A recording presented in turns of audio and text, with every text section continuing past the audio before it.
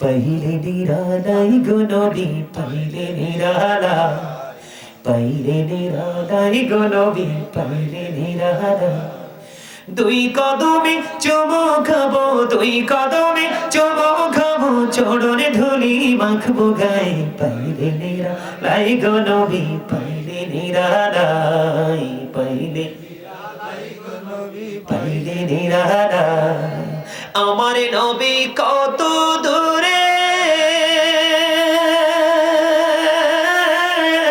লোহিত সাগরের তীরে, হাইরে মদিনারি সোনার গড়ে আছেন তিনি সর্বদাই। পাইলে নিরালাই গো নবী পাইলে নিরালাই, পাইলে নিরালাই গো নবী পাইলে নিরালাই। তোমরা এত মধুর সুর পাইও গাইতে পারো না। দুইটা পাইছি, দুই থেকে দুইটাই কালা। এই যে এখানে একটা বইছে টুপি ছাড়া, আর এখানে আমার একটা স্বাস্থ্য ভাই বইছে, এইটা দুইটা কালা। আলহামদুলিল্লাহ কর। কালা কইছে রে রাগ হইছে। কালা মানুষ আল্লাহর কাছে বেশি বালা। বলে হুজুর কেন বললে? কারণ কালো মানুষের মধ্যে কোনো অহংকার, এই পর্যন্ত কালো মানুষের মাঝে আমি কোনো অহংকার পাইনি। নারী বলেন পুরুষ বলেন, যেই ঘরে কালো বউ বা শ্যামলা বউ আছে দেখবেন এটা সর্বোচ্চ ভদ্র। আর যেই ঘরে দেখবেন একেবারে সাদা আছে ম্যাক্সিমামই বেয়াদ্দপ। শ্বশুর মানে না, শাশুড়ি মানে না, জামাই মানে না। না মিছা কইছি? কারণ এটার পেটে শুধু হিংসা আর অহংকার। কথা কন না কেন? বলে হুজুর মাঝখান দিয়ে লাইনটা ক্রস করলেন কেন? লাইনটা ক্রস করিনি মজা দেওয়ার জন্য, ফিলিংসটা ফিরে আসার জন্য। যে একটা হাসি দিছেন আধা ঘন্টার ক্লান্তি দূর হয়ে গেছে। দাদা কি কয়? হেসা না? তারপরে হেসা কথা কই। হযরত বেলাল, হাবশীর বেলাল কত কালো ছিল, তার প্রেমের নিদর্শন ছিল অনন্য। প্রমাণ বলে হুজুর, তারপরে আমি যাব আমার আবার পুনরায় জিকিরে ফিরে। হযরত বেলাল এমন একজন রাসূল প্রেমিক ছিলেন, এখনো পর্যন্ত বেলাল পৃথিবীর বুকে জিন্দা। নবীজি যখন মেরাজে গেলেন, জান্নাতের দিকে তাকায়া দেখলেন একটা কদমের ছাপ দেখা যায়। ছাপ বুঝেননি? ধুলাবালিতে যখন আপনি খালি পায়ে পা দিবেন তখন একটা ছাপ পড়বে, একটা সিম্পটম তৈরি হবে। কথা বলেন না কেন? এবং কাদার মধ্যে যখন পা রাখবেন তখন একটা ছাপ আসবে।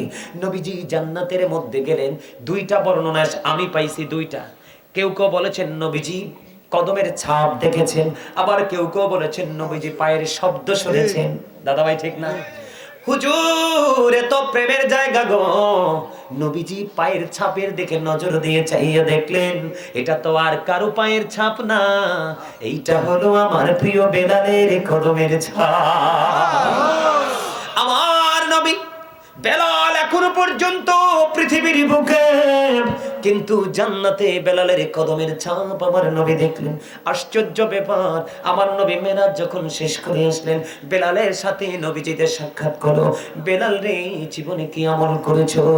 নবী গো, ও প্রাণের নবী, আমার জীবনে সবচেয়ে বড় আমল হলো পবিত্রতা।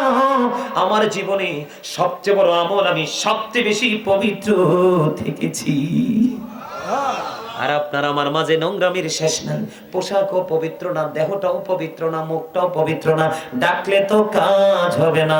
এই হাবশীর বেলাল ছিল কালো, প্রেমের দিক দিয়ে ইতিহাসের পাতায় লেখা। আরেকটা আইছে কালা, এটা কত দূর থেকে যাই আগাই আনছে, একেবারে সরল সোজা মানুষ, কোনো ফিলিংস নাই। হুজুর কই আছে কি করে? তা আমি কই আহারে সরল দেশে আইছি। আলহামদুলিল্লাহ গন। এতক্ষণ ওখানে বসে বসে আলোচনা শুনছে, মজা পায় না, এই জন্য এখানে বানাইছে একটা চেয়ার দে ভাই, মহব্বত কর। এবার আমি যদি কালো মানুষের ইতিহাস যদি আর একটু বলি, মূসা নবী আল্লাহর কাছে বললেন আল্লাহ গো, আমার সাথে জান্নাতে সর্বপ্রথম কে গো বন্ধু হয়ে যাবে? এবার আল্লাহ রাব্বুল আলামিন যে লোকটার ঠিকানা দিলেন তার নাম হলো বন্ধু আলী বিন মুফিক।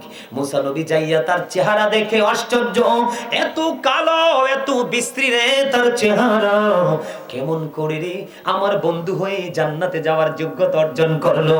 পরে মূসা কালিমুল্লাহ লম্বা আলোচনা, বন্ধু এটা অনলাইনে করা আছে, এখন করব না, না হয় আমার জিকিরের ওয়াজ শেষ করতে পারবো না। ওই মূসা নবী তথ্য নিয়ে দেখলেন মায়ের দোয়াই কুচকুচে কালো মানুষ মূসা নবীর বন্ধু হয়ে গেছে। এই জন্য বলছি আল্লাহ নবীর জিকিরের সঙ্গে সঙ্গে মা বাবার জিকিরটাও কইরু। বলে হুজুর মা বাবারও কি জিকির আছে? ও আছে তো। মা বাবার জিকির, জিকিরের বাংলা অর্থ হলো স্মরণ করা। তার মানে মা বাবাকেও মনে রাখো, ভালো বাইশো। আল্লাহ রাসূল বলেছেন হতভাগা সে, হতভাগা সে, হতভাগা সে। কে গো নবী সে হতভাগা? নবীজি বলেছেন পিতামাতা দুজনকে পেল অথবা একজনকে পেল, তাদেরকে ভালোবেসে সম্মান করে তারা জান্নাতি হতে পারলো না, তাদের মতো হতভাগার সৃষ্টি জগতে কেউ হতে পারে না। এই জন্য সব জিকির করতে হবে।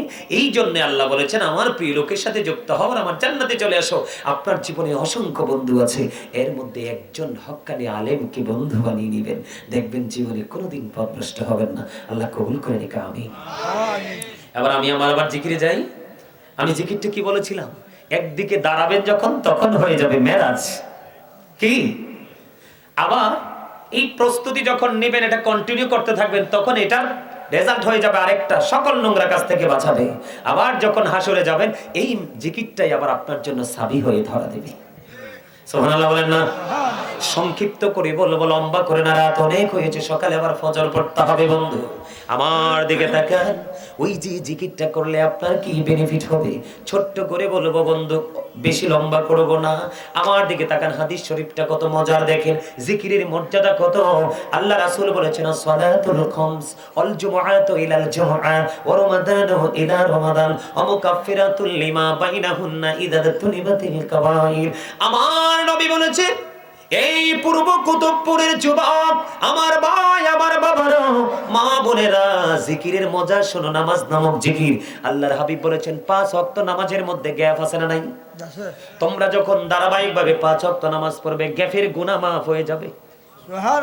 এক জুমা থেকে আরেক জুমাল জুমআতু ইলাল জুমআ, এক জুমা থেকে আরেক জুমার মাঝখানে গ্যাপ আছে এক সপ্তাহ। দুইটা জুমা যখন তুমি সঠিক নিয়মে সঠিক পদ্ধতিতে পড়বা, তখন তোমার একটি সপ্তাহের গুনাহ মাফ হয়ে যাবে।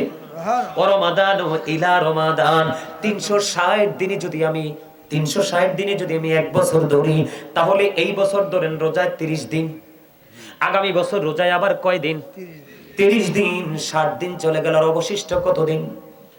300 দিন। কতদিন? এই যে দুই দিকের রমজানের মাঝে 300 দিন আসেনি?